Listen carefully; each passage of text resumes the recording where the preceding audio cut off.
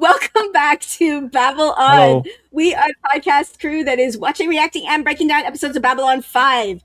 We just watched season 2, episode 15, and now for a word. I am Jenny, and I'm a big fan of the show, and this is one of my favorite episodes of the show. So, yeah. Yay. I'm Jenn. I'm a screenwriter and showrunner. I'm also a big fan of the show. I watched it a long time ago. And yeah. Gus, actor, first-time watcher of the show, also a man who cries on camera and is proud of it. Ali, screenwriter and actor, first time watching the show, married to this smoke shapo. Hey, the smoke. Was that smoke show or was it Snoopy? Schmooksy poo.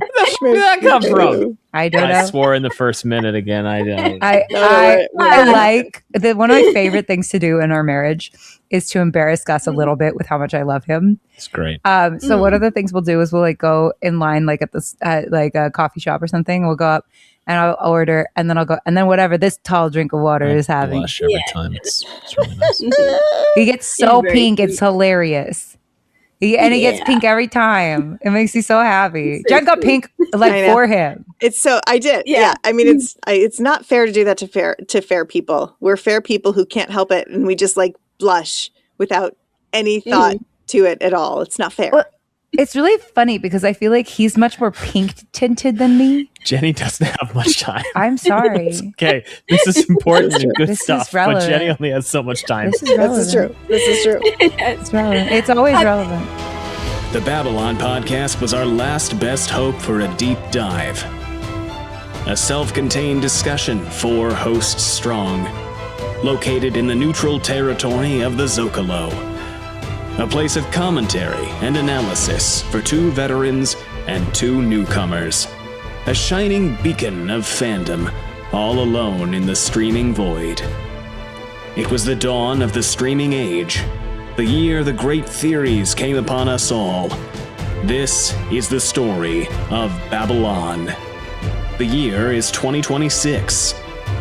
The place, wherever you get your podcasts.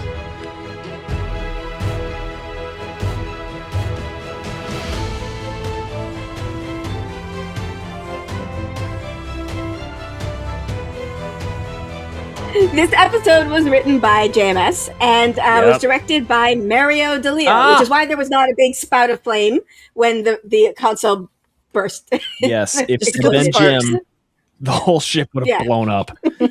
Exactly. No, it was that other guy. The other guy did it. He threw that guy under the bus. Jim, he threw Jim under the bus. Not Jim. Mario DiLeo. I'm sorry. Yeah, Jim I Johnson. forget what JMS is short for. JMS. Joseph Michael Straczynski. Yes, Well, there you go. Yes. Yeah. I forgot. I thought it was Jim. No, Jim, you're thinking Robert Jordan. I am. No. I fully admit that. I'm getting my men mixed up. They're all the same. Getting your white male writers They're mixed all the up from same. white male writers from the 90s. They're all the same. No. Tell me I'm wrong. Have you ever seen them in the same room together? I'll No. send you the emojis I have for Jim and JMS on our. Yes. I'll send those over. Please do. I don't Please do. actually think all white male writers are the same. I just feel like I should say that before the comment section happens. All white male writers of epic stories. You heard it here who first. told their tale in the 90s. Yes. No, They're they're all all the same. different. So, yeah.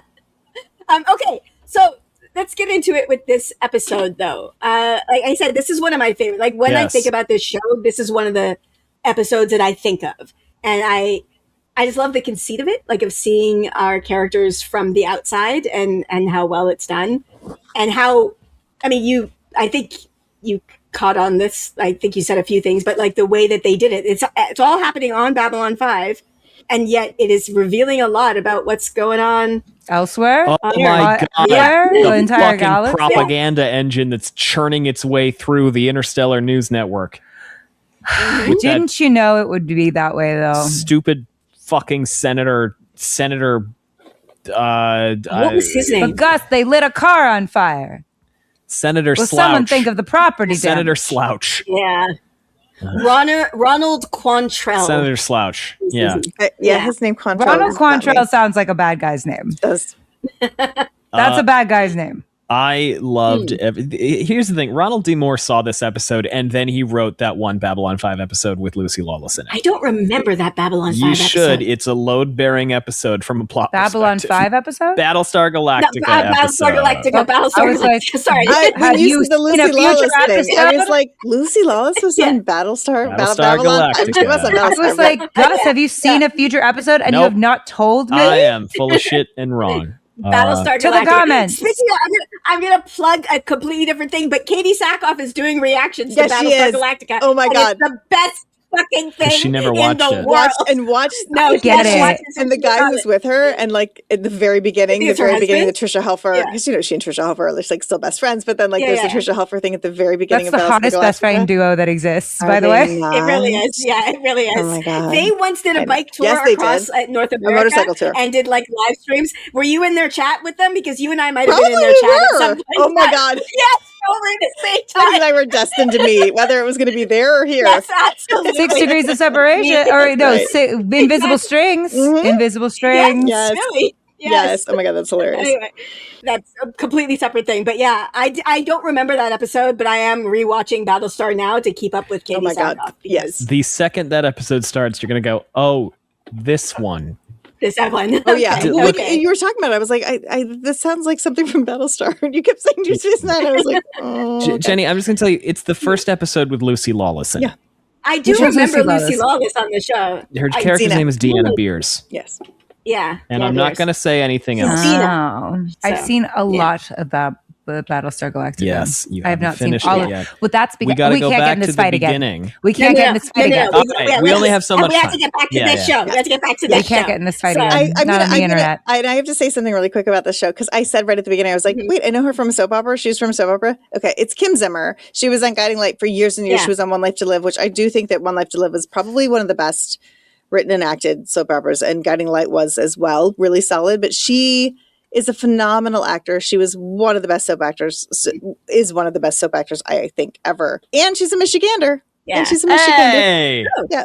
Oh, Nice. Represent.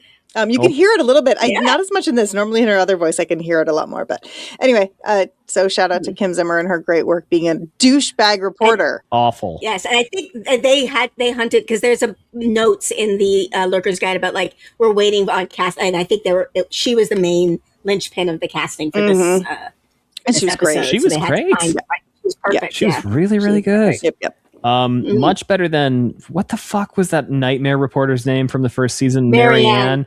Yeah. How dare you? She was appropriately annoying. Yes, she was horrible, and I There's hated her nothing wrong with the tie. actress. So yeah, but yes, I'm you just hated saying it. we're not hating on that actress. No, the she actress was great. excellent. Yes. I'm saying the character. I like the character. The actress did a great job making me hate her, which is hard. It's really well done. And this is an example of like I think how the writing has improved in the show as well, which is like they Yeah. were like, we're going to show you how annoying a reporter can be, and we're really going to show it in the 1st episode. And now they're like, we're just going to let her do it.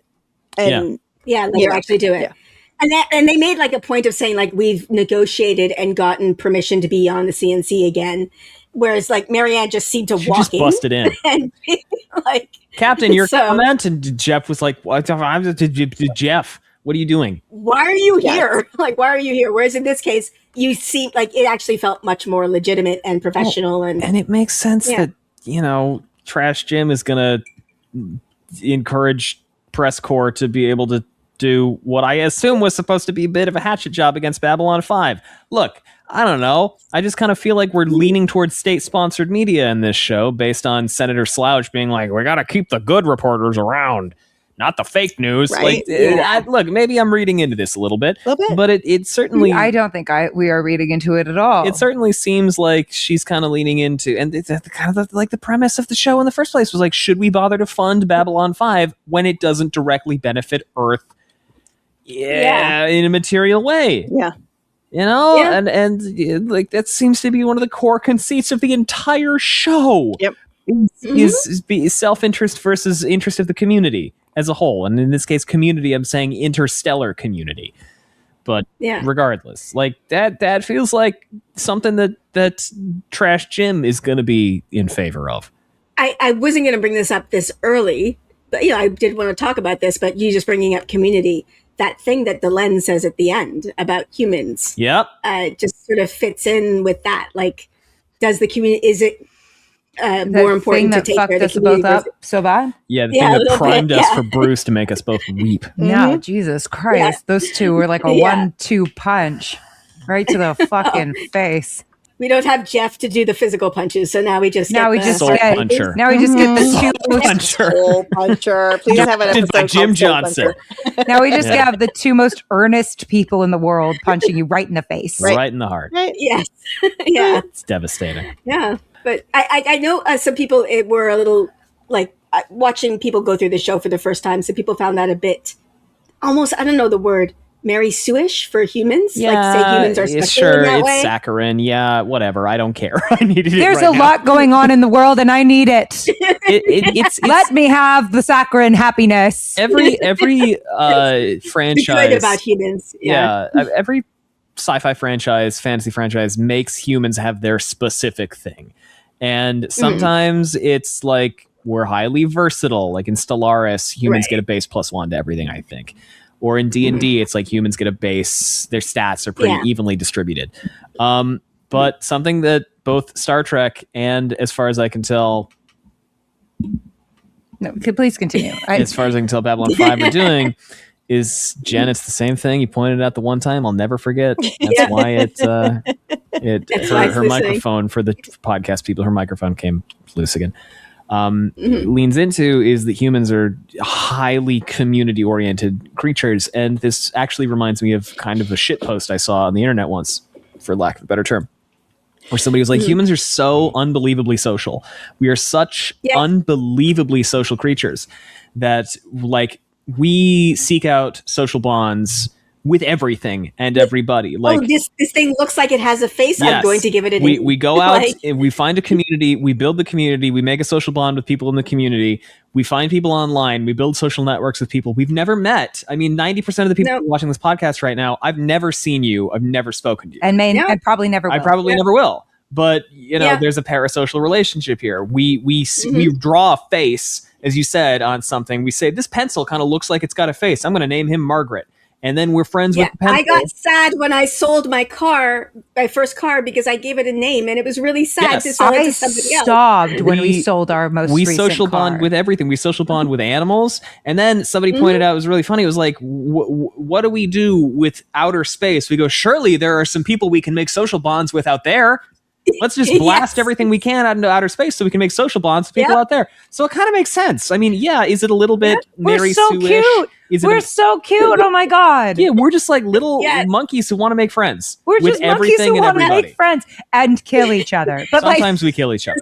But sometimes I feel like we're either monkeys who want to make. We're either bonobos or we're chimps. I feel like that's the problem. We are definitely bonobos. We just have sex with everything. Bonobos or baboons? I feel bonobos or chimps. I just feel like a group of us are bonobos, where we're just monkeys who want to like have sex and be friends, and then and then a group of us are chimps, where we're like, this is my territory and I'll murder you and your baby. All the faces, like, and you're just like, oh my God, why are you like that? And I'm like, I think the problem is we're just bonobos and chimps living together. Ellie, is this the Jungian explanation? Is each of us has a bonobo and a chimp?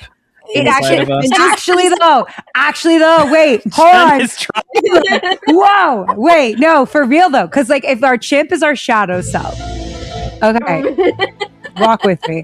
Our chimp is our shadow self, right? It's all the things that we repress and suppress about ourselves, and the things that we find deeply uncomfortable that we project onto other people, which is why we are violent and like hostile and like mean to one another, because we're projecting our shadow selves inappropriately onto other people as like an enemy thing. So that's the chimp part of us. And then the bonobo side of us. The bonobo is our horny just self. Trying to fuck. Is what, like our true self? Would that be our true self? Jen, yes, Jen. I just want to point out that just because the code's going to hit us in the comments, we're going to get all the comments. Bonobos are actually chimps. They're pygmy chimpanzees, but I mean they're technically called pygmy chimpanzees. But they're like nice chimps. But they have their culture is a lot like they're just like very, very cooperative, and obviously they have sex with each other constantly because they like to have constant. Yeah, they just because why not? And then but there are these really amazing. What else is there to do? There are these amazing studies that have done where, like, there were chimps that were separated by a river, like two populations, same species, chimps that were together. They were, a river went through their population. And so one population kind of stayed over here where there was a lot of food and a lot of resources. The other ones were over here where there wasn't as much. These guys turned super douchey and aggressive, and these guys are completely cooperative. And that makes sense. So, like, you know, and that's... But they aren't the same species, though, bonobos and chimps. I mean, chimps they're, you know, same genus. They can, but they're two different species. But anyway, sorry. Just saying that. Wait. They are two different species? They're two different species. Paniscus is bonobos, but they're still chimps. They're pygmy chimpanzees. They're still chimps. But so they're like still in the category of chimp. Not all chimps are bonobos, but all bonobos are chimps. Yeah, I guess you could say that. There you go. Sure. Okay. You got it. I used to have a mnemonic. Yeah, Jen. Yeah. But those are like our two closest relatives, Jenny's right? He's trying so hard. I'm sorry. I just have like one more clarifying question. So but the like chimps are our closest relatives, right? But like bonobos are like in there in the mix. Yeah, I don't know genetically. I don't know that. I actually genetically, I'm not 100% sure if we are more closely related to troglodytes or paniscus. I'm not sure. I should double check that. Okay, let me know. I would have known that at one point in my life, but I do not anymore. Okay, sorry, Jen. Please. To bring us back to Babylon 5, just that talking about diversity, this is something, though, that I think JMS has seeded since season 1 with Parliament of Dreams, where you had like every other species had like, oh, show us your planet's religion. Your planet's one religion, please. And Jeff was like, we got a here lot are of the those. hundreds of those. I made a joke in the previous Leon. I made a joke where I said, Earth is a diverse nation with a lot of different religious beliefs, unlike all of your planets, which only have one dominant religion. We're probably going to come back to that in a later episode, because that seems like something that's more important than you can do in season 1. I mean... So that's like Delenn saying, this is something unique about humans. And I like that, like, for me, that kind of fixes a little bit of, not even just Babylon 5, but most of sci-fi canon, where it's like humans have multiple languages and religions and all this stuff in our history, but you go over to Klingon and everybody there is a warrior. Klingon, and everybody knows about Kalis. And let me remind, Jenny, you haven't read Three Body Problem, correct? And Gus, you have not read it yet, or you have? I read the first one. First one. Okay, so it gets deeper in the second one. Second one's Dark Forest. Because my question about this is culturally, most of the sci-fi that the four of us are familiar with is Western sci-fi. A lot of American sci-fi and Western sci-fi. And so it is a very, very different take in the Three Body Problem trilogy, which is much more not just isolationist. It's not even just isolationist, but it's like less community building. And in fact, there is this like, they posit that we should not seek out others because of the Dark Forest theory. And so I just think it's interesting because I'm like, well, I agree with you that humans are very social, but I also question whether culturally certain groups of humans are looking for that, and we are talking about specifically Western sci-fi and Western culture a little more. Well, that's definitely true. Yeah. Well, Western people, well, especially like the U.S. is apparently overwhelmingly friendly. Like we're like a little much to others. Yeah. Like we're like a little overwhelming. I'm Canadian, and I do get called out on things. Like I've been walking with friends here, and I'll see somebody struggling with something, and like I'll go over to help, and like, what did you do then? I'm like, I don't know. She looked like she needed help. They're like, why? Oh, do you know her? No, she just looked like she needed help. I don't understand. Like, it's just a reflex here for me. Yeah, like, why wouldn't you? If you saw someone who was struggling and needed help, why would you not help them? Yeah, like it took me 2 seconds, but it was just like the idea that I would go. And to be quite frank, the woman in this instant, I'm thinking of the woman that I went to help also looked confused. When I was trying to help. Why are you? Like, what? Do I know? Funny. Yes. He's trying to be helpful. Yes. I love it. Or even New Yorkers who are our least friendly Americans will swear at you while they're helping you. You know? Yes, exactly. They'll help you really aggressively and quickly to move you out of their way. Yes. Is what they're going to do. Yeah. Like, get the fuck out of here. Don't you know how to fucking drive? Here, hold on. Let me get in here. Yeah, let me get the shovel. Yeah. Whatever. There are least friendly populace. That happened to me in Chicago once. I couldn't park. We don't have time for this. I'm sorry. No. Let's get back to this episode. Okay, so that's about the Delenn. Okay, while we're on Delenn, when the reporter almost made her cry. Oh my God! She should be executed. Jail. That was airlock her like jail. that kid. I get it. Oh jeez. Yeah. I get. Look. Yeah. This child isn't real. I get it. She's doing the whole thing. It was not a real story. We We were at war with you guys, and now you're appropriating our culture. But also, she's kind of not, because she's also undergone a fundamental organic change to which I'm literally sure is become kind of low low-key traumatic. She has to deal with all kinds of human things like having hair and being a mammal and all the things that come with that now. It's stressful. As someone who has done extensive work on rewiring their nervous system this year, so I've been experiencing like new things like gut feelings for the first time. It's very overwhelming to be a person with a body. Didn't have one apparently for a long time. Learning. But like, it's very overwhelming, and I'm sure that's very overwhelming for her. And then everyone's dickhead about it. Everybody's being an asshole to Delenn. Not one person has been nice about it. Everybody, Also, it's she's horrible. like, Except for maybe your friend and mine, John Sheridan. Bruce. Who? Bruce Boxleiter. And Linear. John Sheridan. And Linear. Excuse me. Thank you. And Linear. Yeah. You know what? And Linear is being weird wonderful about it. is the kid's name in the Psi Corps video was John. Yeah. The sketchiest Like John commercial Sheridan. of all time. That was creepy. That's Oh true. my I god. didn't care. I Nightmare didn't get that. Panopticon commercial. Hated that so much. Oh my Yes. God. You want to know this? Because they had to, like, for legal purposes. So read the FCC. What we did with the commercial was totally legit. We researched and found that the FCC considers a subliminal to be 2 frames per second out of the standard 24. So we had to make ours 4 frames, so that it would not officially be considered subliminal, because otherwise it's illegal. You can't do that. That's really funny. But yeah, that commercial is giving Ring camera. Also, I have to share this. As long as we're talking about that, because this is part of it too. But it's for those who've been nudging other folks. This is JMS Speaks. For those who've been nudging other folks to try out B5, you may want to tell them that this coming batch of EPs is probably the best time to dive in. In particular, our second news show airing the first week of May is designed in part to help new viewers coming to the show catch up on background. Okay. Oh, no, it's not a that's clip smart. show or anything like that. I think you'll like it. I also strongly recommend that you videotape this episode. Love 1995. Yes. Videotape this episode entitled "And Now for a Word." There's something in there just or primarily for the videotapers. Consider this a heads up from the inside. You'll know what it is when you sort of see it. And I'm like, it's Gus. Gus didn't need to videotape. He was like, I get it. He put that in there for me. He did put it just for you. Yes. He put that in there for me specifically. I love it. Yeah. At a time where he didn't know that one day we could stream this stuff. I know. Oh my God. No, nobody knew. That was that was good. Delenn. I feel so bad for poor Delenn. Yeah, Delenn. and they had to ask her several times. They said she declined an interview multiple times. And then I'm sure she was like, dang, I should have declined it again. Hatchet job on her. And poor Delenn is in here just trying to build bridges between humanity and Minbari. Now, look, is part of that possibly because she's like, oh, they're also Minbari because they're also kind of xenophobic? Sure. But I don't care. Delenn has a good heart. Fuck you. She's trying. She's suffering so much. She's doing everything she possibly can. And she's so smart and pretty. Stop being mean to her. Stop being mean to my friend, who is not real, but is real to me. Yes. She's like, because we're such social creatures. Yes.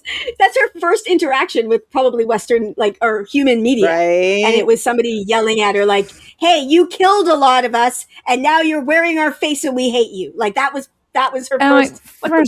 First of all, it's just hair. Okay. Second of all, less bone. Fuck off. Yeah. Fuck off. Oh God, this is why people don't like the media. Boneless Minbari. Boneless Minbari. Like boneless chicken? Boneless pizza. Yeah. Oh, I'm hungry for pizza now. Have bones on your pizza? Never mind, it's a meme. Did you have pizza last week? We don't got to drill into boneless pizza. We don't need to do Yeah. it. Did you not have pizza last week, or was it the week before? It was. No, I think it was last week. I have pizza as often as I last can. week. It's good. Oh, it was not a shaming thing. I was just No. I was just really proud of how I remembered that. I am was very impressed. I am very present lately. Yeah. Episode really good. Really Episode good. great Bruce trying so hard all the time. every day to do the right thing, and yet Londo Mollari continues to be Londo Mollari and do stupid shit and go on camera and be like, the Centauri are so peaceful. We're such great guys. If I hear him lie one more time. And we love you humans. We love you humans. I sound like a vampire. That's hard. I want to smack his stupid fucking hair. Yep. I can't stand when people lie. Sucking up to the viewer like that and just leaning so hard into not the viewer of Babylon 5, the viewer of 36 hours on Babylon 5. Here's my thing. I hate lying. So like I can't lie. Like I will tell anyone everything about me. Like it's truly like I have no like the Uber driver can know just as much as my best friend.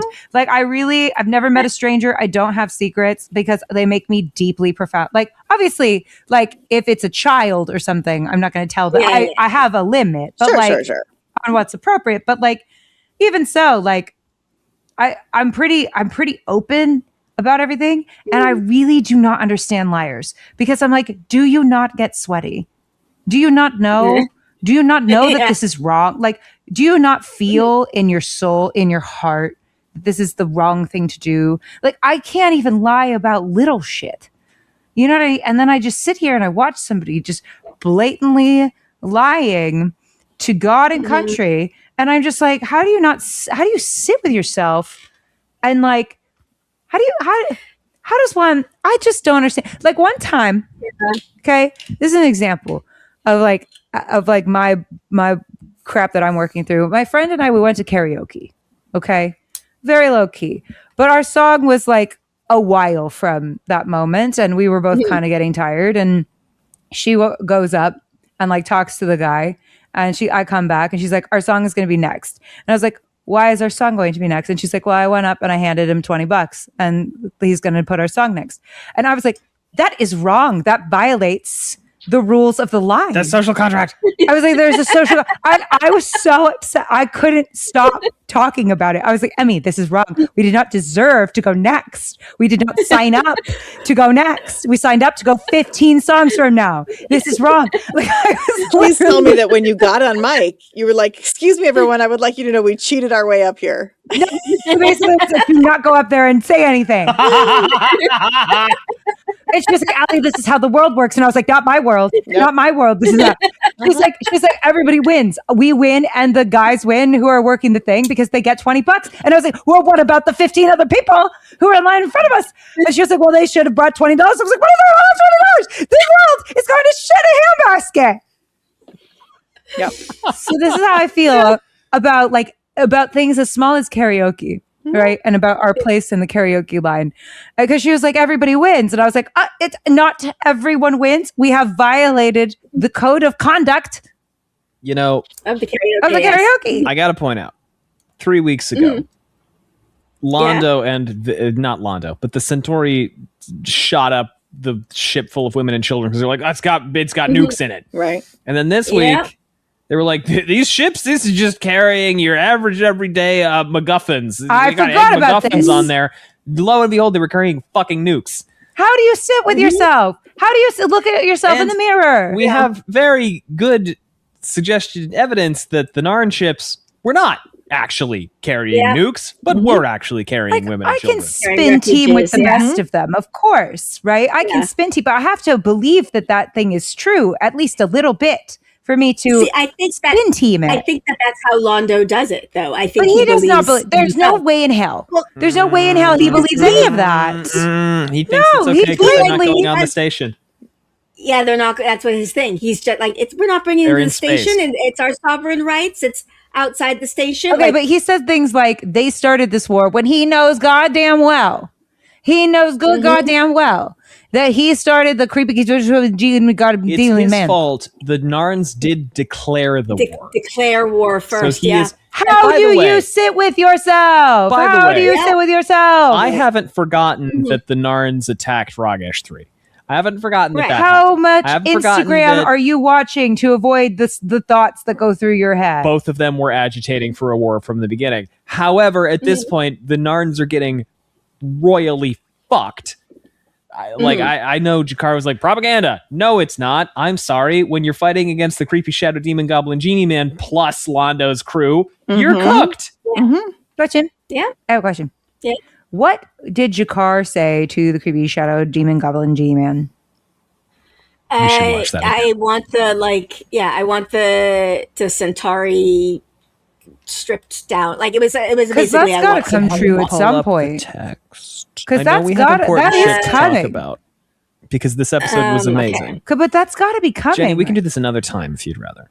Gus, I am asking a question. Yeah, I'm finding You're it. Speaking. But I just don't. I'm asking a question. Well, But the last thing he said was he said 3 things, and he was like blah blah blah blah blah blah, and then he was like something like something. Yeah, but then he was like never mind. I just want you to leave me alone. Like I think I think the last thing he said. But did he say done? He said no. Morden never said anything. I want you to leave me alone was the first thing he said. Oh, that's right. And then he reneged on that. Yeah. So that's got to be coming true at some point. Yeah. I assume. Okay, so after this is not a direct quote. This is just the first thing I'm finding, but it is from the Babble On 5 wiki. After pausing a moment, Jakar replies bitterly that he wants the Centauri completely wiped out. When Morden asks what he wants after that, Jakar replies that he's never thought that far ahead, being satisfied knowing that his homeworld and people are safe. So, really I told you. I was like, wait. So he said something important at this time. This is going to go badly for everybody involved. Did I not say? I was like, wait, what did he say? It's a perfectly peaceful show. Perfectly peaceful show. Totally. What are you talking about? Yeah. Jenny, don't be silly. Everything's gonna be fine. Jenny, don't be silly. Do not be silly right now. This is a very serious moment. Wait, okay, so Gus, I'm very concerned. Are you, Ali? Yes. Do share your concerns. I just wanted to say that I'm concerned. Me too. Because now, okay, so I feel like this war is a way for that to happen. Yes. Yeah. Okay. Well, and he said the genie man. By the end of season 2, Andrew Garfield is going to be talking to Jakar. He's not playing one side. He's not going to play one side. By the end of the season, he's going to be talking to Jakar again. He's pro-chaos. He's the father of lies. He's the devil. He wants He's a Shamael. He's a Shamael, yeah. I mean, his name is fucking Morden. Like, he wants the war to... Oh my god! Yes. Just made that connection. Sorry, that's a deep cut Wheel of Time. Yeah, his name is fucking Morden. Like, he's a bad dude. He's literally a Shamael if he's named Moradin. But yes. He wants maximum chaos, maximum suffering, and maximum So I'm feeling... strife. I mean, he already did talk to Jakar. He already did. Yeah, he talked to me. Yeah. You know what else is interesting to tie back into Jungian psychology? I've got him. Between me and his therapist, we've got him. I was talking to my therapist today.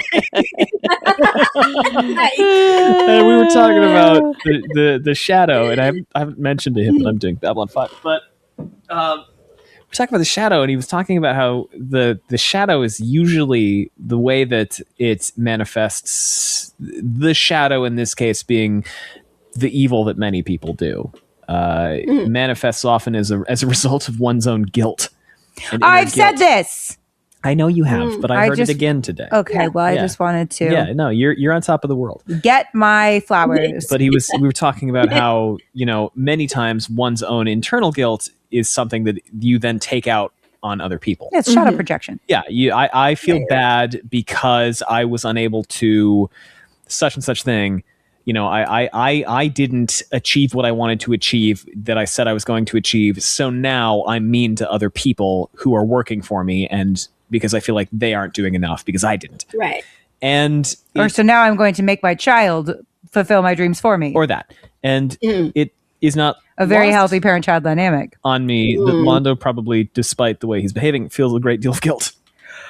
Well, one would fucking hope so. If one's body is working correctly, then one should feel immense amounts of guilt for what they are delivering upon innocence. Well, but then it makes sense that because he's not confronting his own guilt, he's not confronting or embracing or engaging at all with his own shadow or with Mr. Morden. No, and this is why emotional repression is bad. He's now taking out his own guilt further on the victims of his original guilt. The best thing you can do for humanity is integrate your shadow and raise your consciousness to 5D. Anyway. I just wanted to go ahead, Jenny. Talk. Just wanted because I do have to get going at a certain point. But yes. Talking about Jakar, he dropped some lore. We got an actual timeline. 150 years down to about 50. Yeah. So it and within Jakar's lifetime is when they left. So Jakar, like Jakar's father, was killed because he spilled some tea, which is not at all a traumatic thing to happen to a child. Fucking indentured servitude bullshit. Oh yes, we were uplifting them. We were civilizing them. Shove it up your fucking ass, Londo. You hung a person from a tree. Which in front of their child. Yep. Yeah. That's some evil shit right there. That's some evil ass shit. That's some evil ass shit. It's pretty bad. That's some evil ass shit that you did. That the people in your sphere did. Good lore. It was good lore. We got more lore too. Humanity has 22 dozen planets across 15 systems. Oh, in the Narn world, they were smuggling people out in some kind of underground situation. Yeah. But his mother was too sick to go, which is why they were still in the city. Yeah. Dr. Steve's whole airlock trauma. Holy fucking shit. What the fuck was that? Dr. Steve. Why did we need to hear that story? Having a time this episode. It was very well acted. It was very good, but I was just like, oh no, he's still talking. It's still going. Yeah. It was it was relentless. His eyeballs were frozen. Oh my God. I popped one out. I keep it in my pocket. Like, what are we doing? I play marbles. I play marbles. Yeah, I think my read on that scene, because it does feel a little disconnected from the rest of it, but my read on that is like it's meant to be, it's dangerous. Yeah. We're in space. Like just being here, even without everything else going on, just literally in and of itself. Existing in space. Like you could be just a kid playing. Dangerous. Yeah. Which it was a great scene. It was really good. Yeah. You would think that there'd be some more safety precautions in place, considering that it's a space station with children on it. Yeah. I was going to say, all of the safety rules that we have are written in the blood of people who died because we didn't have those safety rules. So true. And didn't they come back? So true. She did say that, like right after Steve was like, she's like, well, just so you know, the airlocks are actually safe on Babylon 5, but there's like lots of other things that can go wrong. But lots of people died anyway.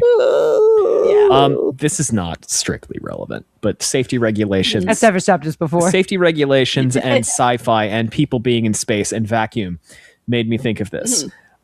Epsilon, they are specifically on Epsilon Eridani. Yeah. And? Iridians. Yeah, I know. You're Project Hail Mary planet.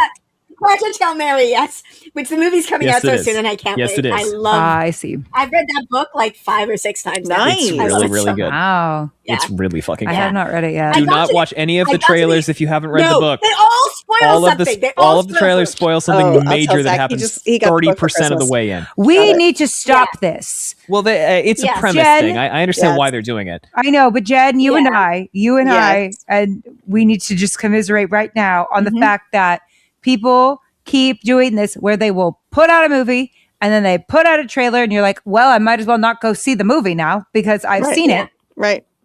It's a twist that happens a third of the way into the book. Yeah. Yeah. And it's such, anyway. Yeah. It makes me angry. Don't, if you're going to watch the movie, just watch the movie. Do not see the trailer. Yeah. I also have that with Kindred, which is one of my favorite books by Octavia Butler. So good. The cover of the book spoils something for every single person. Well. Okay. You're looking. Okay, did you read the book? Yeah. Did you look at the cover? Yes. Okay. If you is it the one with the woman on it? Like the the one with the woman. Yeah, the one with the woman on the cover. Yeah.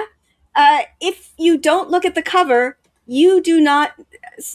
Sorry, I'm about to do the spoiler for it, but and literally the cover spoil. If you do not see the cover, you do not know what race she is until somebody calls her the N-word, and she's in the antebellum South. That was my experience reading it because I was listening to it on audiobook and didn't see the cover. And when they suddenly call her the N-word and you realize she's in the antebellum South, you go, what the fuck? But the cover shows you a black woman.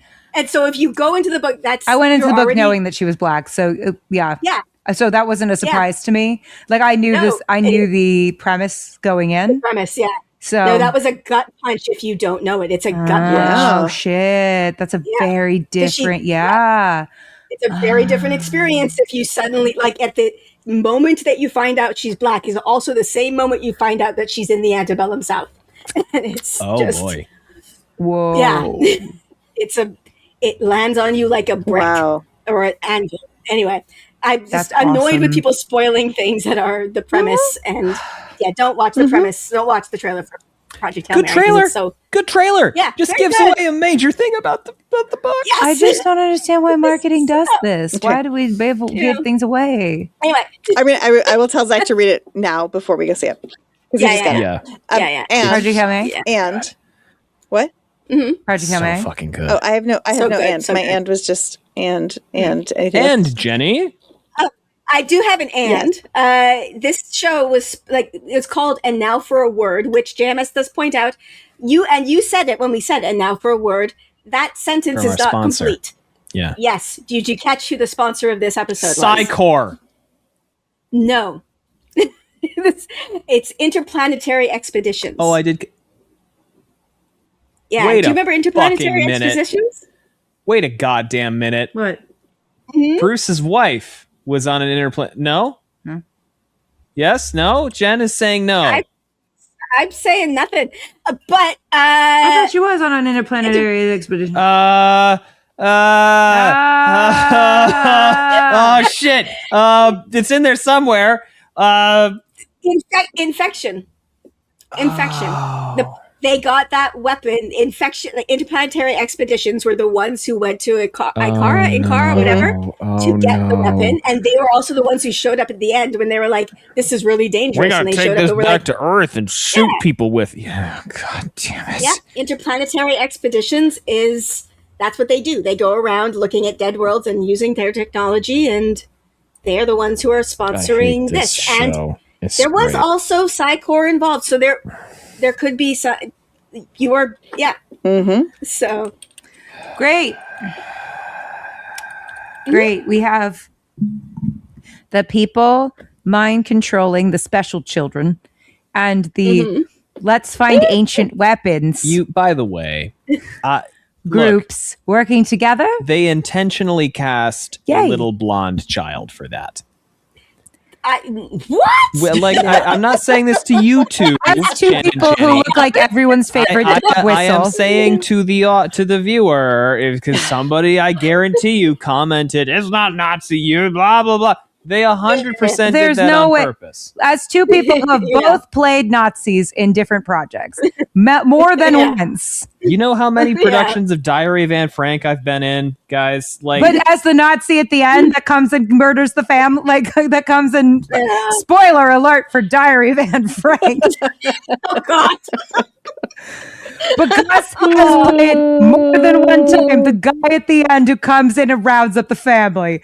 It's like that was like his thing for a while, was being in that show specifically to sit around backstage until the very end and then ruin everyone's day. That's that's our typecast. We come in, we ruin everyone's goddamn day. So they cast a blonde child in that very specifically with those black jackbooted uniforms. There's no way they didn't. They were specifically looking for the most Hitler Youth boy they could find. There's no way. Like, as two people who look like everyone's favorite dog whistle, like we have people say the most out-of-pocket shit to us sometimes as two blonde people who are married. It's crazy. People will say whatever to us, and we're just sitting there like, we are not on your side. We're not on your side. We're scared. Please leave us alone. Like, they'll come up to us and they'll be like, "You must have children." And we're like, "Why?" And they're like, you must. And I'm like, "Why? Say it. Why do you want us to have kids so bad? Why?" Back into, let's see, things that happened in this episode. There was like the moment where they basically, what's it from the history with Kennedy and Cuba? Cuban Missile Crisis? They have pigs? Yes, thank you. Yeah, like there's a moment where basically they're bluffing. Yeah. Like everybody's cheering, like, oh, because that was what that moment was. Like, that was very, very tense. Yeah. Holy shit. And then the Narn show up. Yeah. And then the Narn show up and we're like, no. And then Narn showed up and we're like, how can we make this better? The marsupial who makes everyone's day worse. The pouchlings. But I understand why they did it, though. Me too. Like those are weapons of mass destruction. Yes. I don't want those to exist. Listen, two things can be true. And that's one of my favorite things to say lately. Is two things can be true. One, I get it. And two, it did not make anything better. It didn't make anything better either way. But boy, did that not make things better. The whole fucking... Go ahead. I was going to say, it didn't make it... Well, it might have, though. It probably did save some Narn lives. But that what's his face? The Quantrell douchebag back on Earth. Senator Slouch. His whole thing is, people die, but it wouldn't have happened in our backyard. Been in our like backyard. This idea, I don't want to see it. I don't want to see it. Shut ass douche bitch this guy is. I need to learn how to swear better. But God, what a fuck ass fuck shit dick, man. God, as long as I don't have to see it. Fuck it you. Matter. God. I hate people like that, dude. No, I don't hate people.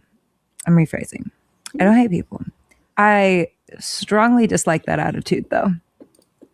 It's a bad fucking attitude. Strongly dislike that attitude. Well, sure, they would have killed each other one way or another, but I guess we had to clean up the pieces. What a pain in the ass. Fuck off. Yeah. I'm just like, do you not hear yourself? Bruce do you not hear how you sound? Is putting in work to try to make people stop punching each other.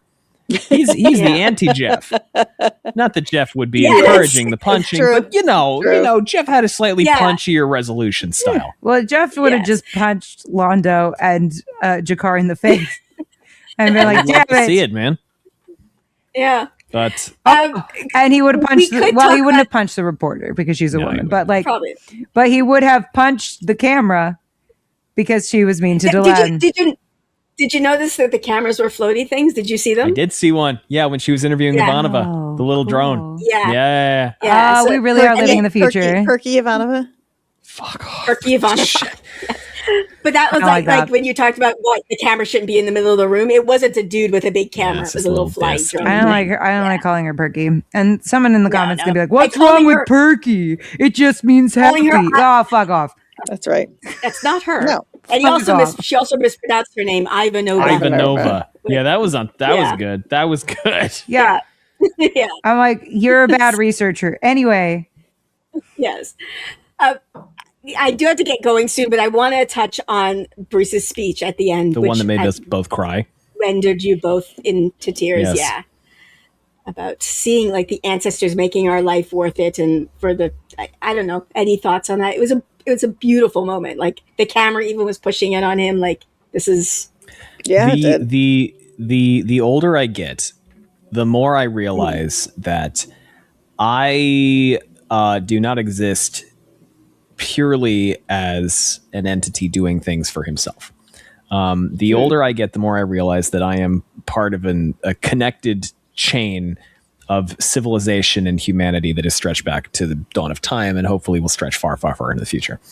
And the more I kind of comprehend that my job, for lack of a better term, my purpose is not necessarily to better myself or to accomplish something for my own gain, but to help make things better for the next link in that chain. And Bruce's speech was kind of about that.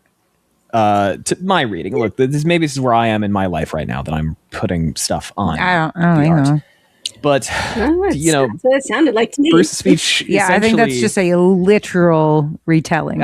Sure, whatever. Bruce's speech it hit very close to home with me for kind of what I'm going through in my life right now, where he's very much just discussing sort of one's role in the greater schema. And not in the context of here's what I need to accomplish because this is who I am, but here is what we should all be aiming to do and working towards. And it was really beautiful. And it was really touching. And yeah.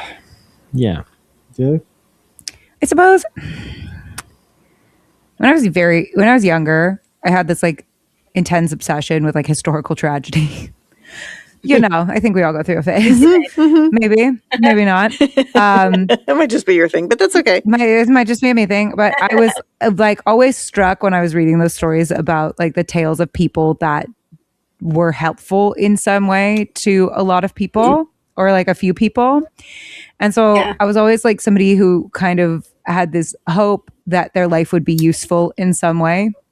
Hopefully not to that extreme, but would be in some way useful and would like stand up and do the right thing when they were called upon to do it. And we've been through a lot the past few years. And like, I always told Gus during some of those times, like, I just want to look back and be proud of how I acted.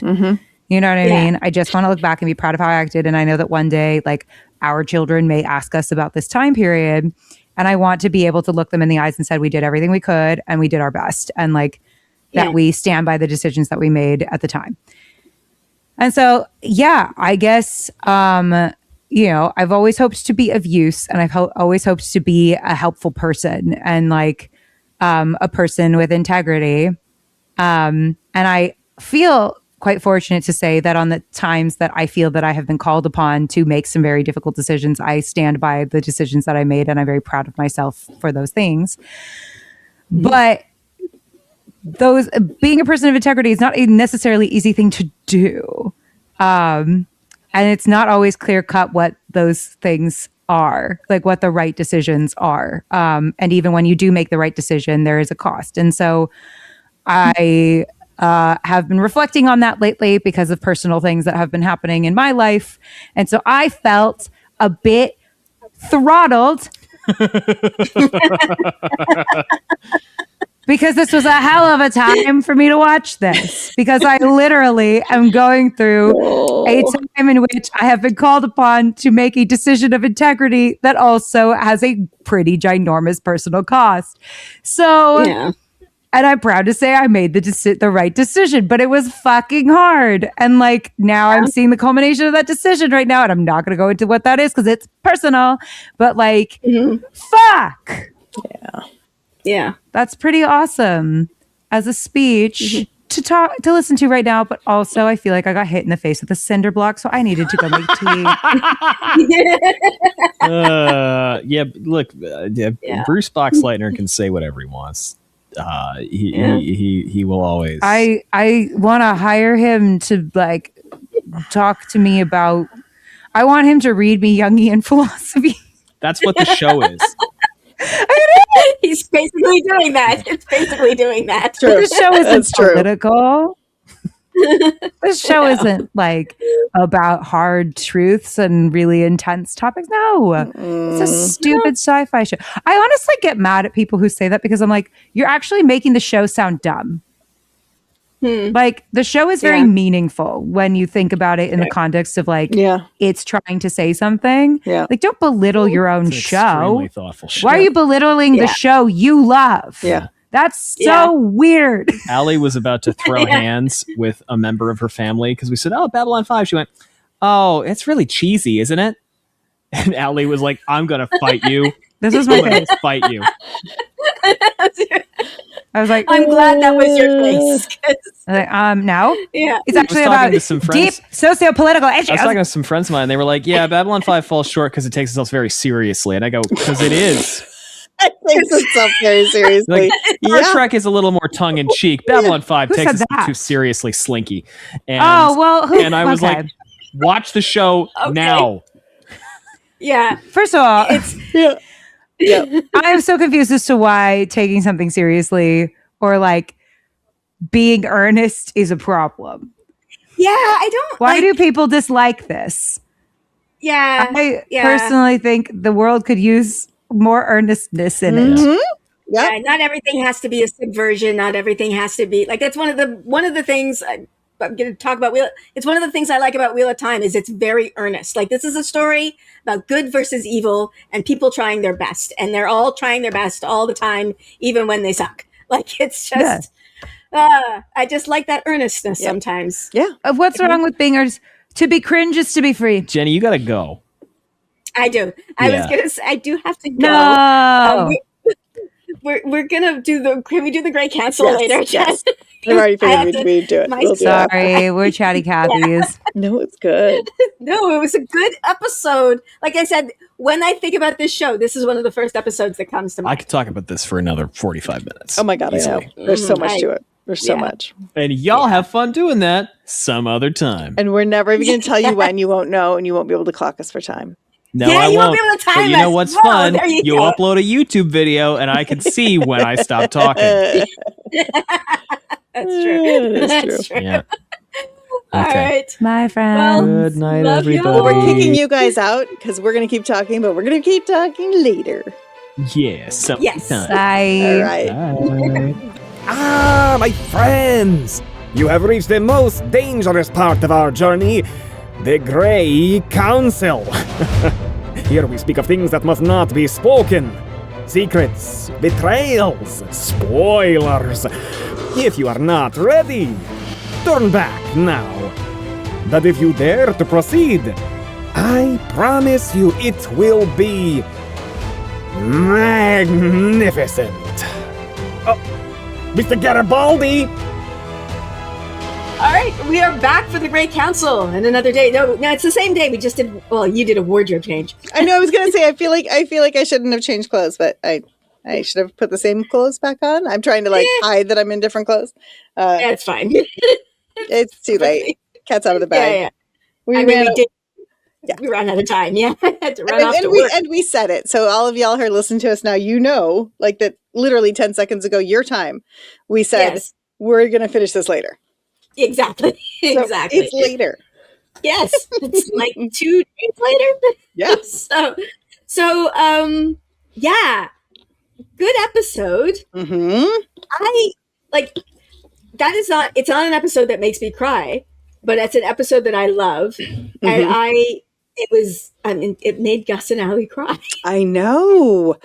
They both really, really got into it. I mean, really got into the meaning of it. But it is, you know, we were talking about this with them, but the time that this was written, yeah, they were pointing to like the rise of fascism in Eastern Europe. They were pointing at, you know, they were pointing at Nazi Germany. Like a lot of what JMS was referencing and pointing to was like, we've seen this. I mean, I spent a lot of time listening to like Rachel Maddow's, I listened to her books and I listened to her podcasts that are about like history and how history is being repeated. And now like, what do we see? What do we learn from history? And I think that this was really JMS being like, I don't think he was writing this as a like, be careful, America. I don't think so either, because it felt so foreign and distant. And it was a safe place to talk about like some atrocious things, like to couch it in a safe sci-fi way, you know, the atrocities of Nazi Germany and, you know, and that sort of like revisiting that history from a point of view of a futuristic sci-fi society, and you know, which is just a really great, interesting story. But it's raw to watch it right now. Whether it makes you cry because they're saying things that we wish we were all able to feel or talk about, or because it's, you know, it really feels meaningful. so current. Yeah. And honestly, I gotta say too, like, I mean, I make jokes sometimes about some of the writing and things. I don't mean this in a pedantic way or however it might come off, or condescending. I would love watching JMS grow as a writer. And I know that's like, and he's older than me and like was doing this. I wasn't writing in 94, but like now where I am in my career and experience now, I'm older than he was when he was writing the show. That's true. I assume, I don't know for sure, but I think so. So I look at this and I'm like, I see a writer who is a good writer and who had been a staff writer and who had been writing comic books and things like that. I see him and who had these great overarching story ideas, but I see his craft of what he's asking his actors to do on the minuscule stuff. Also just, you know, like I said before, there were always these, like, he's always had these really poignant lines that are phenomenal. I mean, he's been a strong writer from the beginning, but I just think he's getting better and more subtle and more nuanced and more layered. And it's really, you know, it comes across in those things like the monologue at the end of this. Yeah. And I did we talk about it or did we talk? I can't remember because it was a couple of days ago. But there's an earnestness and a sincerity to this that I find.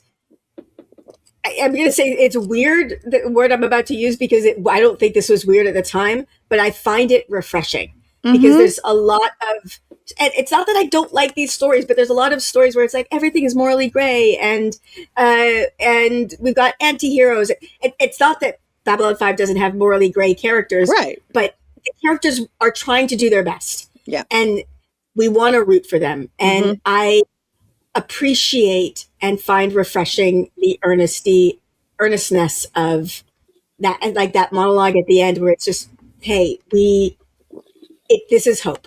It's hope, and we are doing the best to do good, and there's no secret motive. Like, it's just I appreciate. No, you're right.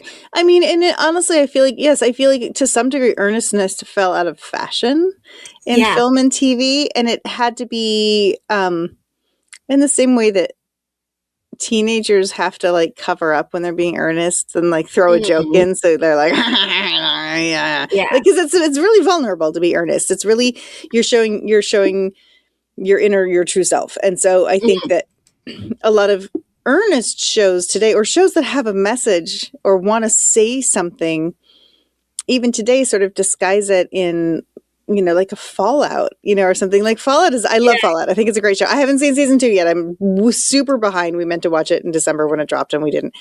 But there are some really great, interesting statements and stories being told there. Not like it's not trying to be funny. It's trying to be a weird black comedy, but but it also, I just think a lot of earnestness is often couched in a way that's like, you can go, even though, I don't know. You know what I'm trying to say. Like they will undercut it. Like I'm going to qualify all of this. Like, I really liked the Marvel movies up until a point where I just got a little burned out on them. But like, I loved them. But then like the most latest Superman movie was like, oh no, this is what I want in my superhero. It's just hope and somebody trying to do a good job. Like, he just really wants to help, and there's not like, I really want to help, and then here's a funny joke about it. Like, it's just Superman wants to do, he wants to help, and that was it. Like, that show felt like I was almost homesick for it when I was watching. It's like, this is what I want. That's great. Okay, so David went to see the new Superman movie when I was at home for WalkCon last summer, and at Mom and Dad's, and so he went without all of us, and all of us have wanted to see it since, and I'm embarrassed because I love superhero movies, and I love the original Richard Donner Superman, and I'm like still embarrassed that I haven't seen it yet, and we haven't. We were going to watch it over winter break, and we never did. I'll remind him. Maybe we'll watch it this weekend because and I was worried that it wouldn't be earnest because of the trailer. Yeah, no, it's earnest. It is. Yeah, David loved it. Yeah, it's. I mean, I don't know if people know this about me because you can't see me, but I have a Superman ring that I'm showing on. You can't see it. It's up there on my finger. I can totally see it. I can see it through the avatar. Yes, and I've worn literally since Christopher Reeve passed away, and I just like I wear it, like, I don't take it off. I mean, except if I have to have surgery or whatever. Like, it just stays on my finger. I love Superman, even though I haven't read a lot of comic books, but he's just, But that sounds like you love, I mean, I've read a lot of comic books, but I haven't read a lot of, and I haven't read a lot of Superman comic books, but Christopher Reeve was one of my first crushes. I just loved him so much. I loved him so much. In that role in particular. I mean, but I mean, of course. I loved him and loved him in everything. He was wonderful in everything, but he was in sorry, we should get back to Babylon, but he was in a movie that was on TV all the fucking time that I saw about time travel. Somewhere in Time. Yes! It takes place on Mackinac Island in Michigan. My friend, my parents' friend was the head chef at the Mackinac Island restaurant at the time, so he got to actually play a waiter in Somewhere in Time. He like walks across screen as a waiter in Somewhere in Time, and it's Dr. Quinn Medicine Woman. Jane Seymour. Yep. Jane Seymour used to be my Maureen She was my casting for I Maureen. can see that. Yeah, I can totally see that. Like years and years ago. Yeah, but, of course. I mean, Rosamund Pike is kind of like, in some ways, like the new Jane Seymour. And I'm like, my gosh, you're right. when they cast Rosamund Pike, I was like, it's sort of just my casting. Yeah. Kind of. Yeah. Wow. But yeah, that was one of those movies that was just always on TV. So I was like, oh look, watch Superman be a romantic lead. Exactly. Anyway. I know, it's always on. Yeah. It's just anyway, okay. Back to this episode. There's one very, very quick thing I just want to get out of the way, just because it was a spoiler thing that Gus said. He said at some point Morden's going to talk to Jakar again, like he was certain. He's like, that's going to happen, right? No, I know. No. I was like, I was trying to figure out how to like play my face during that, because I was like, you know, and I'm always trying to throw them a ruse, so I think I might have been like, oh, sure. To make them think that I was faking that. And then they would definitely think it's going to happen. I like to throw them off the trail. But yeah, I'm like, no, he kind of, and I'm thank you for going back and looking up like the word for word of what he said, because I was trying to remember like what he said, but yeah, that dead ended in that moment. I mean, the whole point is that Morden is looking for his in, and he finds it with Londo, so he doesn't need it with anybody else. No. And he knows that basically he can light that spark, and he doesn't have to go to the Narn, because the Centauri are the spark. They're fire. Yeah. And there's no need to. I mean, they are sowing chaos, but I don't think like helping the Narn in the background would. But I think, okay, I'm gonna go out on a limb here, because Gus and when we're all together, we're coming out of the Wheel of Time world, and that behavior, let the Lord of Chaos rule, and like that behavior of helping both sides at the same time is a very Wheel of Time thing. That would be a very Ishy thing to do. Yeah. 100%. And so I feel like that's probably a little bit where Gus is coming from and why he's got that idea as well. And it's just not what's happening in this.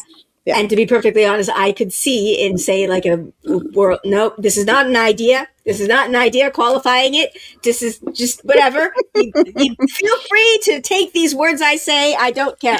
Anyway, I will not sue. But I could see in a potential reboot that being a thing that happened. Like, that would make sense to me. Yeah. And it's maybe even a little bit more of a, I don't know, more commonly done now in TV and film than it would have been done then. But I think it was like, again, there's an earnestness to it and a straightforwardness of like, nah, they've got their person that they're working with, and that's where they're at. Yeah. The other thing, let's see. Speaking of throwing them off as ruses, Anna did work for IPX. She did work for Interplanetary Expeditions. You were like, no. Yes, you remembered that correctly. And I think it's actually going to be revealed in the next episode. Yeah. Oh, is it like that soon? Okay. All right. Yes. The next episode is going to break their brain, which is a little behind the scenes thing. But I'm kind of glad we are switching our recording date as of starting next week, because I have a feeling we're going to have a long conversation, because next week is the one where it's revealed that Morden was on the same ship as his wife. Right. So, yeah. I know. And I was like, oh, no. Okay, but yeah, it is going to be revealed sooner than I thought. Yeah. It's revealed like a good season before she returns. Like, we're still, as of the end of next episode, it's still not going to be certain. Actually, Delenn's going to almost flat out say that Anna is dead in the next episode, which is why, because she thinks she's not lying. Right. And Mari don't lie. They don't lie. Thinks that, except for when they do. But she thinks that Anna is, no, she doesn't. What she'll say later is she thinks that it's highly likely that Anna is dead. So she's pretty much going to say it. And that's the biggest fight that her and Bruce are going to have. John Sheridan are going to have later is going to be about, like, why did you let me believe that she was dead? Like, it's one of the more heartbreaking things of him saying to her, like, you know how hard it was for me to let myself fall in love with you because part of me still loved her, and you let me believe she was dead. And he's very right in that moment. Yeah. I mean, and she's not acting out of selfishness. No. I mean, it's what she truly believes, but also, and she's trying to help him get over it and be able to move on. But she's but she never says it's possible. Like, she's like, no, she's gone. But in her head, it's because what it is she doesn't think that anybody would still be alive unless they worked with the shadows, and doesn't stop to think that the shadows maybe could turn people. Right. You know, with 13 merge, another Wheel of Time joke. So, but okay, I'm looking over here. Sorry, because I do have a couple I have the of notes up here too. Yeah. Okay, great. Okay, you go first. No. I mean, I have the notes open. I have the Lurker's Guide open, but I actually don't have that many notes written. I had a few notes written down that we talked about last time, but I don't have anything new for today. Okay. The other then notes that I have are talking about Delenn in her part of the interview, which like it was gut wrenching to watch her cry or almost cry in that moment. But that is a scene that I find more interesting when you know that like as she's being accused, like, you know, there's 250,000 humans are dead because of the war. For Delenn to specifically to hear that as the one who started the war, that is, like, I don't think her crying was because of the whole, she's being persecuted. Right. Yeah, right. Yes. It was guilt. It was guilt in that moment, I think. I think you're right. I think you're 100% right. Yeah. Because she knew that at this point too. Well, yeah. Because we know it. Yeah. Nobody else knows. Like Delenn knows, but anybody who was in the ship at the time. Right. Nobody not Minbari knows that she's the one who caused it. It's what I think I said this to you a while ago, but it's one of the things I find.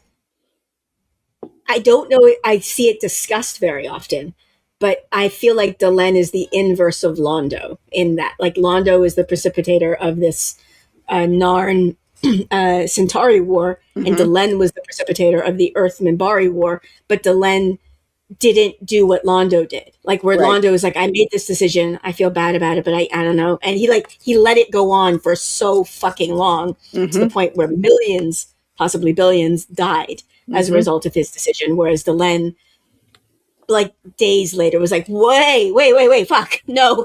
But the stone had started rolling and she couldn't stop it.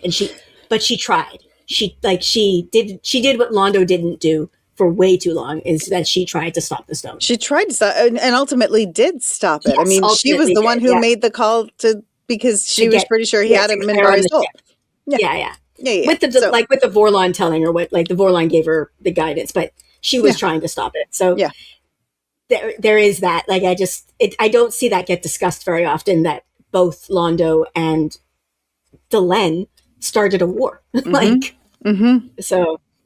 But she also, I don't want to say that she started it. I don't think ever starting a war in good faith is not the right word. But she started the war because she did believe that there was a threat to her people that was real. Sort of. I mean, like, as opposed to, like, I feel like Londo's manufacturing a lot more. Yeah, Londo's manufacturing it out of whatever. She started it because she was sad. Like, she was there. She was literally holding Ducat's body when they were like, you're the deciding vote. What do you do? Yeah. And, like, that her response was an emotional one. It was not a reasoned response. It was this is my mentor. His head is in my lap. Yeah. And you're asking me to vote on what to do. Right. Right. So, but she recognized it. Anyway, that's the difference between them, I think. The other thing I noted, I don't know that I've ever paid attention to this before yesterday or whatever day we watched, but the reporter says 250,000 humans died in that war. It's 250 or 250 million, whatever. It's 250 million or 250,000. Sorry, 250,000, 250,000. 250,000. That seems low for an interstellar war to me. It does. Right? Uh-huh. Like, it felt like it was a low number when she said it. Because, but I'm assuming they're only having battles in space. Like, they were on their way to Earth to do, like, it's a high number, 250,000 people. Sure. Very high number. But when you consider that there are, I mean, I don't know how many million people live in Los Angeles. Like, you wipe out one city in that level of a global battle, and you've wiped out more people, right? So, but it struck me this time watching is that's how many, like, people, not only humans, but that's how many people are on Babylon 5. Yeah. And it's an interesting number to choose twice. And I doubt, yes. And as we've said before, JMS doesn't do anything for free. He doesn't do anything for nothing. So there's a reason. He's trying to equate the number of people lost in the war to what would happen if we lost B5. Yeah. Like, it's just like that was struck me as interesting. It's like, that seems like a low number, but that's how. Okay. Yeah. So, yeah. That's interesting. Anyway, that was, those are all of my notes. Okay. on the only other thing I was going to talk about, and this was something I could have brought up when we were still with Ali and Gus, but because we were like on time, like worried about time, I decided not to. But also they're children, and you and I are grown-ups, and so you may actually have reference for this, which they probably don't have. Okay. But JMS's notes in the Lurker's Guide, he was talking about, he said the device of using a reporter's appearance to go to another POV is not new to either B5 or MASH, though B5 is the first to use it in sci-fi. Yeah, and I don't think there was ever. What was that? I don't remember the MASH episode. Oh my God, I remember it really well. It's a really good one. I'm sure it is, because MASH it's really similar. Like if you watch it, you'll be like, oh. JMS grew up watching MASH. Like this was like definitely because it's really similar. It's like it's the same documentary style. There's occasional like interviews like that of like interviewing the people, and then like you see them, you know, in the hospital, and it's all talking about the MASH hospital and like the reporters there when there's a big casualty list that they comes in and they have to operate and stuff. But it's but it reminded me of it. It was really fun to watch it because I'm intimate with that MASH episode, and I've seen that many times, and it felt like a really beautiful homage to it. JMS mentioning it here sounds like he's like, I didn't rip it off from MASH. Like, he gets very defensive about that. He gets really, and it's so funny because in the Lurker's Guide, and we have these bullet points, and I'm like, I want to know the question he's responding to, because he always, like, sometimes he just goes off, and I'm like, oh, what triggered you? What triggered you in this? What was the tone of the question? Because like he did the same thing with the quote from Lord of the Rings. Like that was not a quote from Lord. Like yes, it was. It totally is a quote from Lord of the Rings. I know. It's fine. Nobody's mad at you. I know, and we all steal. I mean, it truly is the biggest form of flattery, and like MASH, you know. And granted, this is 95. MASH had only been off the air, I don't know, not that long. I don't think like 15 years. Not even 20. I don't think. Maybe 15. I think MASH went off the air probably in like 86 or something, or 87, I'm guessing. Okay, so I don't even know if it had been a decade. 10, yeah. So it hadn't been that long. I mean, so I can understand him just being like, no. I mean, like this, and yes, it was probably a first in sci-fi. I don't know. I feel like maybe there was a Buck Rogers episode. I kind of think there was a Buck Rogers episode. I'm not sure. I might have to go find out. Sorry. If anybody knows and they want to put it in the comments, let me know. I love me some Buck Rogers in the 25th century with Gil Gerard. And more importantly than Gil Gerard. Oh my God. I can't believe I can't think of her name right now. I don't know. I'll come back to it. Okay. I'll come back to it. Oh my God. I'm so embarrassed that I can't think of her name right now. Y'all know who I'm talking about. Anyway, yeah, I'm just saying, I think that it's interesting that he brings up MASH and he's like, it's not the first one it was, but it is a really great device to let us see the story through a different lens, literally. Womp womp. Yeah. And as we said, it's like the Lucy Lawless episode, the first Lucy Lawless episode on Battlestar too. Yeah. I love those moments where you get to see our characters the way other people see them. Like to get like, you know, we obviously it's not entirely first person, but we spend time with them, right? So it feels like our knowledge of them feels objective. Yes, yes. They bring in this subjective perception, and it's going to get so much worse the next time reporters show up.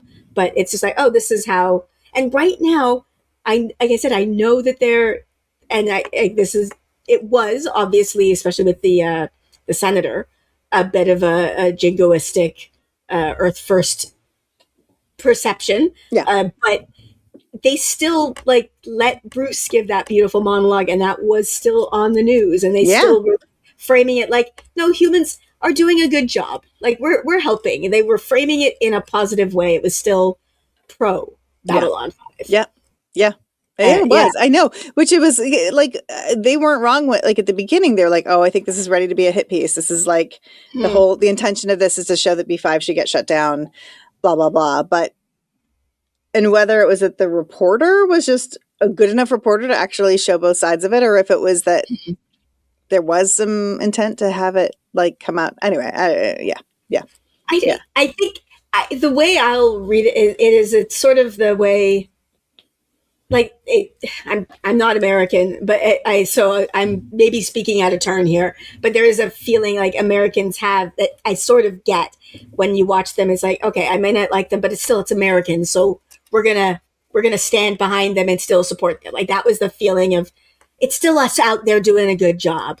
Like even if we think it's a waste of money, look, it's still because we're doing it. It's good. Like that's the feeling. There's definitely still propaganda behind all of it. Yes. Yeah. Because if it had been like a different, there would never be like a Narn commander because it's a human station, but they wouldn't be saying, I don't think they would have let anybody else give that monologue, but Bruce. Like, it's, I'm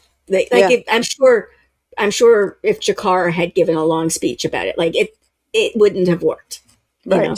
Right. It's a super fun episode. I think it was great. It was a lot of fun. I'm glad they enjoyed it. Glad they cried. Yeah. Yeah. Yeah.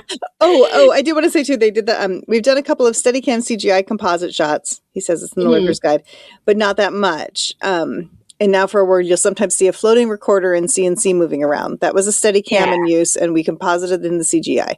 It is, however, time consuming, so we only do that sort of thing as required. It's the CGI that was so time consuming, not using the Steadicam. Yeah, which makes sense. And I do like that they did it a few times because it does answer the question that Gus had when we were in the council chambers. Yeah. Why is the camera in the middle? It's not an actual person standing there with a big ass camera. It's a floaty thing. Right. That's just there. Yes. They just used that in you haven't watched Strange New Worlds yet, right? No. Okay. So they just used it in the last season of Strange New Worlds. Like it's actually Uhura's little brother? No, it's Melissa Navia's supposed to be Melissa Navia's little brother who like he's a documentary filmmaker and he comes in with a drone and it's chasing everybody around and making everybody crazy. Yeah. Like a drone camera. Yeah. Just like today. I mean, yes. The next one we will see where reporters show up linear headbutts one of the drone cameras. Nice. Excellent. I love it. I love it. Other things, not important really, but like Ali, I think, was pointing out David Corwin. He's like, oh, this is the first time I've seen him. And I'm like, no, he's actually been in the show since season 1. But this is the first time he gets a name. Yes. And yeah. So finally we know the name of, and what was it? Charlie calls him the snarky communications twink, which I yes, she does. Charlie. Yeah, it's a beautiful name for our dear Corwin. It's perfect. Here's another one of JMS though. I did notice this too. I didn't need to bring it up with Ali and Gus, but it made me laugh. Another JMS being defensive. Yeah. The reporter didn't talk to Talia because the story wasn't about what it's like to be a telepath. That's a different story. This is about B5 and those who run it. Talia doesn't directly work for B5. She's employed by the Psi Corps. I'm like, or as in any show of that time, you can't afford to put every actor in every episode. Yes. You don't have to tell me it was a conscious choice. I mean, sure, we didn't need Talia in this episode, but also, you've got production leaning over your shoulder being like, don't put everybody in every episode. Yes. But also you put Talia in the last episode just to have Vera spill water on her boob. I have to say, that was such a shock to me. I was like, why is Talia in this episode for literally no reason? Yeah. So, yes. I mean, I guess JMS can get a little disgruntled about that at this point. He's like, I put her in the last one. Yeah. You could have been anybody. He could have bumped into anybody. Yes. It didn't have to be Talia. So, yeah. Wait, was Zach Allen in this one? No. And I'm going to say that I did put a visual thing on the podcast. It hasn't aired yet, but I did put a visual note on it. I kept calling him Zach Allen. The actor's name is Jeff Conaway. I know. I know. And now it was really funny because when you said it, I was trying to bring up Jeff Conaway at some point and I couldn't come up with his name. Yes. Because all I could come up with was Zach Allen at that point. And I was like, yes, between the Bruce and the Zach and the Jeff and the Kinnicky. And the Kinnicky of it all. Yes. I know, like, because that's why it happened, because we were calling him Kinnicky, and my brain was going, his name isn't Kinnicky, what's Zach his Allen. name? And my brain replaced it with the character instead of his actual name. Yes, Jeff Conaway. No, I did. It was too funny. Many layers. It's too many layers. So many layers. And then just today I saw a video that was about like, behind the scenes stuff of Grease, which I think is hilarious. And one of the things was, I was talking about what I said, which is that Jeff Conaway, not Zach Allen, Jeff Conaway played Danny Zuko on Broadway. He did not originate the role. I did not know. He took the second, he was the second person. He originally, I think, started as Duty or something, and then he took over as Danny Zuko. And then, or no, he was an understudy. He took over as Danny. And then when they brought him in to do the movie, and they were like, sorry, because, like John Travolta's going to play the lead. Are you willing to play Kinnicky? And he was like, yeah, sure. And in part because Kinnicky gets the song in the play, Grease Lightning is Kinnicky's song. It's not Danny's song. And then and when he came in, that was the plan. It was supposed to be his song. Like I assumed that they decided early on. And then Saturday Night Fever was getting ready to come out and all the promo was happening for it. And John Travolta was just like through the ever-loving roof. And so Travolta was like, I need this song. Like it has to be me. I think it was Travolta, but maybe it was the producers. But anyway, whoever it was who decided that it had to be a Travolta song. And originally Jeff Conaway was like, no, you can't have it. Song. Yeah. But eventually, obviously. And they dropped him. Oh, wait, it gets worse. I'm sorry. It gets way worse and sadder, and you'll appreciate it because apparently during the filming of that scene, the guys pick up Kinnicky at one point and they like spin him around, but they dropped him. And he fucked up his back. And that's probably how he got. That's how he got addicted to pain medication. Because of that, he was in the hospital and they put him on pain meds, and then like fucking fucked up his life forever. Yeah. Oh, that sucks. I know, really sad. We have to talk about something else now because this is a really bad place to. There's other things to talk about. I'm sorry. I know, that's really, really sad. It's terrible. I did talk about this, but I did find it really funny. I don't know if you ever went through this, but I went through a time in high school where I got really into such a weird thing that I was reading books on advertising campaigns throughout the years. I don't know why, like just the way they evolved. And subliminal advertising was something that people believed actually worked, which is why it was illegal. It was illegal, which is why they had to do 4 frames in the show instead of 2. So it doesn't. If you don't actually see it, it doesn't actually work. They've done studies on this since, but you're not gonna if you don't actually read it. Yes. So, but in the 80s and 90s, people believed it was real, and they like fully. That's why you would see things. But anyway, so I just think it's funny. They had to make it 4 frames so that it wasn't so funny illegal. Yeah. Especially I love that was the case because like that's the FCC rule, but I'm like Psi Corps isn't even a real thing. No. so even if it were a subliminal message, it wouldn't mean anything. It wouldn't mean I'm going to trust the Psi Corps, this fictional. Yeah. Oh my God, I love it so much. But now I want to go back and find out if Garibaldi's was 4 frames as well. Well, actually, they held on it for a long time, so it was a lot more. No, they held on, and it was supposed to. I think it was 1 frame because he went by frame by frame by frame. Yeah. So, Oh my God, I still love that so much. It's still my favorite. My favorite moment in season 2. You know what it reminds me of? It's like from Wheel of Time. Sorry, but The Great Hunt. There's a scene in The Great Hunt where you go into Kyrian. I am such a nerd, and they see Trollocs being carried on stilts, right, and like they're supposed to be puppets, and like that scene on its face. Oh yeah, no, that was pretty scary. But if you pull back from it, you're like, wait a minute, that means that somewhere outside the city, people, humans, were practicing holding trolleys up on the stilts. I want to see that scene of the trolleys being like, no, hold still. And the humans being like, no, you're not balancing right. What I want to know is how many humans did they eat in the process of practicing that before they actually got into town to do it?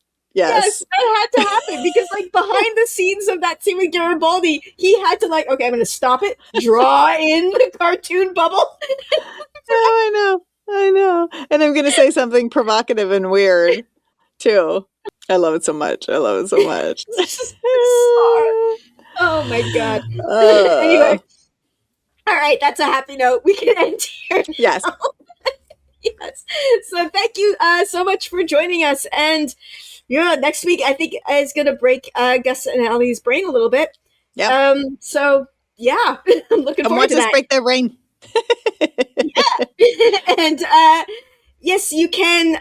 Let's see. What do? You check out the Patreon, where you can get early access and ad-free versions of the audio podcast and unedited versions of the reaction.